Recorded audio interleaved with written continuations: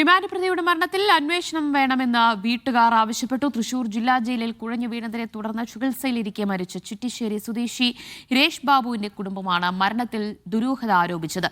കഴിഞ്ഞ മാസം 26-ന് ജയിലിൽ കുഴഞ്ഞു വീണ രേഷ് ബാബു ചികിത്സയ്ക്കിടെ ഇന്നലെയാണ് മരിച്ചത്.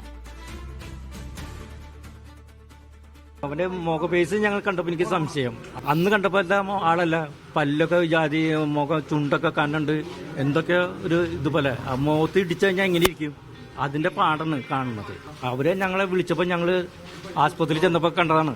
അതുകൊണ്ട് അവന് പനി, ഒരു തളർച്ച, തലചുറ്റ് കണ്ടു. ഞങ്ങൾ അങ്ങനെ ആസ്പത്രിക്ക് കൊണ്ടാക്കിയെന്നാണ് പറയുന്നത്.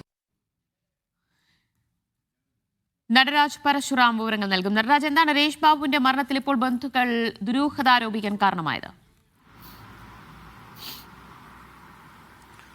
ദിവ്യ, കഴിഞ്ഞ 16-ാം തീയതിയാണ് ഈ പിടിച്ചുപറി കേസ് അല്ലെങ്കിൽ മോഷണ കേസുമായി ബന്ധപ്പെട്ട് രേഷ് ബാബു ഉൾപ്പെടെ 4 പേരെ തൃശൂർ പോലീസ് കസ്റ്റഡിയിലെടുത്തത്. ഇതിനുശേഷം 18-ാം തീയതി കോടതിയിൽ ഹാജരാക്കിയ പ്രതിയെ റിമാൻഡ് ചെയ്യുകയായിരുന്നു. റിമാൻഡ് ചെയ്യപ്പെട്ടവർ തൃശൂർ ജില്ലാ ജയിലിൽ വിയ്യൂരിലാണ് കഴിഞ്ഞിരുന്നത്.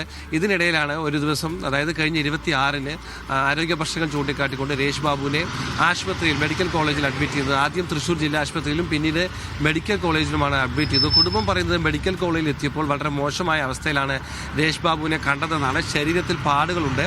ഈ മാനസിക വളർച്ച പരിമിതപ്പെട്ട ഒരാളാണ് രേഷ് ബാബു. അതുകൊണ്ട് തന്നെ അദ്ദേഹത്തെ ആരെങ്കിലും മർദ്ദിച്ചിട്ടുണ്ടോ എന്നുള്ള സംശയം കുടുംബത്തിനുണ്ട്. കഴിഞ്ഞ ദിവസം ഉച്ചയ്ക്കാണ് അദ്ദേഹം മരിച്ചത്. ഇപ്പോൾ കുടുംബം ആരോപിക്കുന്ന പ്രധാനപ്പെട്ട ആരോപണം ശരീരത്തിൽ മറ്റു പാടുകളും പ്രശ്നങ്ങളും ഉള്ളതുകൊണ്ട് ജയിലിൽ വെച്ച് മർദ്ദനമേറ്റിട്ടുണ്ടോ എന്നുള്ള സംശയമുണ്ടെന്നും ദുരൂഹത നീക്കണമെന്നും ഇക്കാര്യത്തിൽ അന്വേഷണം വേണമെന്നുമാണ് കുടുംബം ആവശ്യപ്പെടുന്നത്. നേരത്തെ രേഷ് ബാബുവിൻ്റെ അച്ഛൻ ബാബു സംസാരിക്കുന്നതാണ് നമ്മൾ കേട്ടത്. അദ്ദേഹം പറഞ്ഞ പോലെ ചുണ്ട് നീര് കെട്ടിയിരുന്നു, അതുപോലെ തന്നെ ശരീരത്തിൽ പാടുകൾ ഉണ്ടായിരുന്നു. അപ്പോൾ ഇത് പോലീസ് കസ്റ്റഡിയിൽ മർദ്ദിച്ചാണോ അതോ മറ്റ് ജയിലിലുള്ള ആരെങ്കിലും മർദ്ദിച്ചാണോ, അത്തരം കാര്യങ്ങളിൽ സത്യം അറിയണം, തൻ്റെ മകന് നീതി കിട്ടണമെന്നാണ് അദ്ദേഹം ആവശ്യപ്പെടുന്നത്. ഇതിന്റെ ഭാഗമായി തൃശൂർ സിറ്റി പോലീസ് കമ്മീഷണർക്ക് കുടുംബം പരാതി നൽകിയിട്ടുണ്ട്. എന്തായാലും പോലീസ് സ്റ്റേഷനിൽ അല്ലെങ്കിൽ ജയിലിലുള്ളവർ പറയുന്നത് അത്തരത്തിലൊരു സംഭവങ്ങളില്ല എന്നാണ്. എന്തായാലും പോസ്റ്റ്മോർട്ടത്തിലായിരിക്കും ഇതിന്റെ കൂടുതൽ വിശദാംശങ്ങൾ പുറത്തുവരിക.